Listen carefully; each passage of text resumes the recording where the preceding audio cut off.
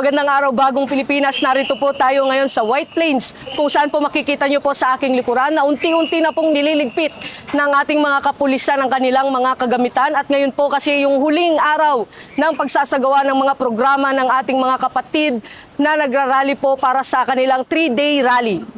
Nananatiling maayos at payapa ang sitwasyon sa EDSA People Power Monument sa ikatlong araw ng isinasagawang rally. Patuloy naman ang presensya ng kapulisan upang tiyaking ligtas at organisado ang daloy ng aktibidad sa lugar.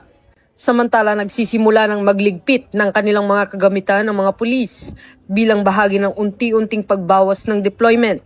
Maayos naman po yung nila ma'am, yung nila po sa mga kababayan natin. Andiyan po sila, nagsasakripisyo, gabi araw po nandito sila ma'am. Tinitiyak naman ng PNP na mananatili ang sapat na puwersa hanggat may kinakailangan at patuloy ang monitoring upang mapanatili ang kaayusan at kapayapaan sa lugar. Mula rito sa kahabaan ng White Plains, ako ang inyong PNN correspondent, Patrolman Don Brosas, para sa Police News Express. At kami po ang bagong PNP para sa bagong Pilipinas. Serbisyong mabilis, tapat at nararamdaman.